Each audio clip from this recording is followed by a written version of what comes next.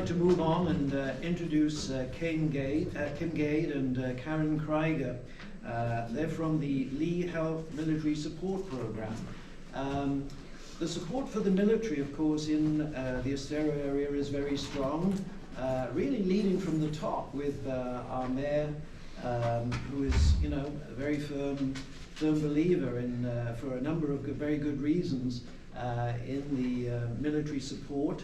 And indeed, our own Mark Nowitzki has spent a great deal of time working in this area in trying to gain more support for the military and the veterans, of course. So I'd like to hand over to Kim. Thank you. Thank you so much.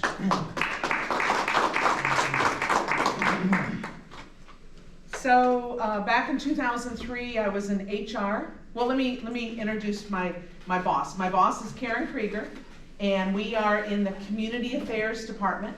And what we do in Community Affairs is we get out into the community and we work with the underserved. And I work with the underserved veterans, the active military, and our veterans when they come home from serving. So we help them with opportunities to get their resumes made, get them hooked up with the different businesses that are looking for employees. We adopt our active military as well as our veterans that are low income for Christmas so that their children can have Christmas. And so we are just here to help however we may help. We even have some that reach out that need vehicle repair.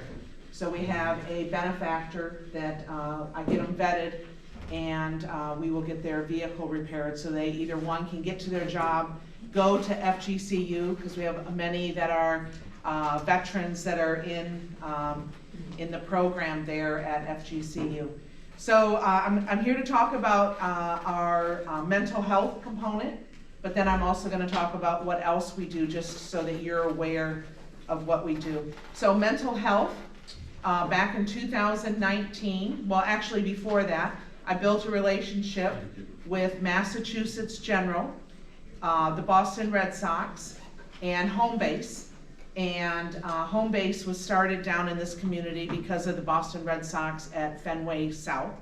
There is a need for mental health, and so we are proud to announce as of 2019, we in behavior health, our behavior health department actually is taking care of our local veterans through the Home Base program. Home Base has a very wonderful program through Massachusetts General. They can get counseling down here, but if PTSD, etc., is more severe, they will set them up for a 2-week, no expense to the veteran and spouse or partner to go to Boston at Massachusetts General to get intense therapy.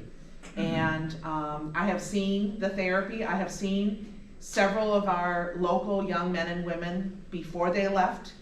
I have seen them come home, and I have seen them come back from Massachusetts General, and it was as if I saw them when they left for the military. The care has been phenomenal, and as of last year, the health system, Lee Health, is now also taking care of, through Behavior Health Department, the spouses and the families of our veterans at no charge through the Home Base program. We sent all of our psychiatrists and everybody in the Behavior Health Department was sent up to Massachusetts General and had training. So they are able to do everything they can down here, and then if it's more intense, they send them up to Massachusetts General. So Home Base and Lee Health have a really close relationship. Tomorrow is actually the 5K Home Base run at South Fenway Park. If you want to just go and watch the runners, you will not believe how many people participate, as well as the walkers. So mental health is one of our top assignments that we're making sure that is being taken care of. And you're probably saying, well, I'm an old Vietnam vet, can I participate? Yes, you can. When we first started the program, we started with the Afghanistan and the Iraqi vets, but it has now been opened, it's open to everybody. Even some World War II vets that have had issues, they're now going to get the care that they need. And it's just because back then, they didn't realize that they needed the care. So we're trying to take care of everybody that we can. So there's 2 handouts that we brought. We brought our 3-ply brochure, and then also we brought the Veteran Visitation Program. We started back in the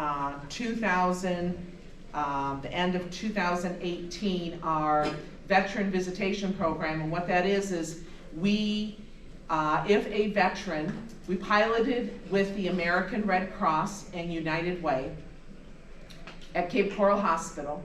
Any veteran that comes in, they went to visit them bedside, the volunteers. They have been trained on resources in the community. They go and talk to the vet, could be the vets by themselves. They may be there 5 minutes to talk to them. They may be there half a day. No, I'm just joking. They may be there half an hour. But they are there to find out what are their needs, what resources do they need. And so on this veteran visitation, it talks about everything that our program does, what the American Red Cross does, as well as Mission United. Mission United is an offshoot from the Military Officers of America, MOA, that started a program about 5 years ago, and it had 8 pillars. And it talked about family, education, it talked about all the different pillars that are important to our men and women when they come home.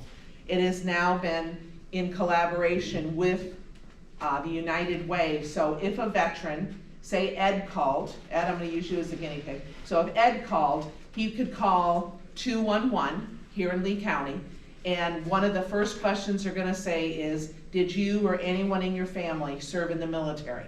And as soon as he says yes, then that opens up another whole slew of questions, so that way they can narrow it down to see what their needs are. And then we have given all of our resources, when we worked with the MOA, to the United Way. They re-vetted them, and then they can share with them if they need food, where is the closest place for food. They need vehicle repair, I'll get a phone call. They have they're homeless. They will go get connected with the county so that all the paperwork can be filled out, so that way they don't fall through the cracks. So this is all the different topics that we talk about when our volunteers with the Veteran Visitation Volunteer Program, they will go and talk to the vets. Well, then COVID hit. Well, the ones that used to like bedside visits don't like to cold call on the telephone.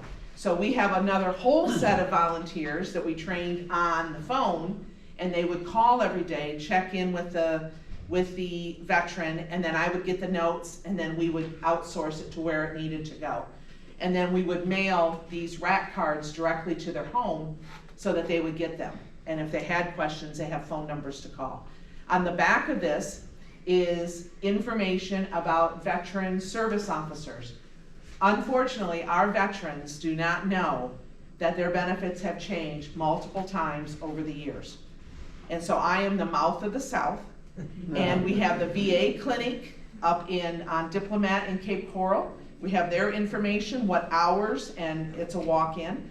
Or you can call our Lee County Veteran and Humans Resource Department and make an appointment, and they will update you. The Vietnam veterans have had so many updates to their benefits. Our Vietnam vets don't know that. It's just shameful. So I am trying to do everything I can to get the word out so they will know, as well as their spouse. A lot of times the vet gets ill, the spouse has no idea other than Johnny was in the Marines. That's all they know. So we're trying to get them educated so they get the benefits they so deserve. So we just restarted as of this week, Monday, of going back to the veteran visits bedside. So I'm happy to announce our veteran volunteers that were visiting before are back to visiting again. And so we are going to be doing Cape Coral. We're gonna give it about a month, and then we'll go back to Health Park. We had started Health Park right at the time COVID started. So if any of you are interested in meeting other vets, are there veterans here? I know Mark and Ed. Perfect. You don't have to be a veteran. We have many volunteers that are not veterans, but they have family members that were veterans. Eventually, we're gonna be getting to Gulf Coast and to Lee Memorial. But we're just doing one campus at a time, getting the volunteers up and running. And it is wonderful because when they get checked in, the person checking them in will ask, if they don't see the box marked, they'll say, did you serve in the military? And that just is one more way we can honor them and let them know we're here for them. And then we also have this brochure. This is just letting you know about the items that we collect on a regular basis. We're almost to 100,000 pounds of care boxes that we've sent since 2003. We started in a closet, so we have a space that's about 3 times this room that's been donated to us, and we still call it the closet. It's not a closet, but we call it the closet. And we are all donation based, so all the donations that we get go in the care boxes. Right now we are sending 42 care boxes from our local homegrown kids. Estero High School, Bishop Verot, North Fort Myers. They're kids from our community. We're local. Now if you have a grandchild that's at Fort Drum and gets sent to Poland, of course, and we do have soldiers in Poland, just so you know that. But we do send, if we get a request, of course we'll adopt them. We never say no to anything. We will do what we can to help them. And we have them on ships, we have them in subs, and our boxes do get caught up with them. It may take them a little while, but they do find the subs. So, is there anything that I can do to, any questions you may have? Yes, ma'am. I'm happy to hear you're doing this, but I thought this was the government, the federal government's responsibility, taking care of the veterans. No. They do to an extent, but we don't care if they're honorable or dishonorable, and that has a lot to do with the VA, and we are here to help our residents however we can help them, and their widows, because they have found out, one of the ladies at my church, her husband was real sick. I didn't know he was a vet. She could have been paid aid and attendance for taking care of him while he lived at home, but she didn't know, and I didn't know that she didn't know. So she could have been, paid to take care of him, just so that they keep him out of the nursing home and keep him at home. So it's very important that I try to speak to as many people as I possibly can, and I route everybody to the veteran service officers. They have the most up-to-date information. Yes, Mr. Blue Man. Do you still have the Everblades? We still do, yes. We have the Everblades suite. It is the veteran and 9 of their best friends. And the suite is all through hockey season. And we have a waiting list.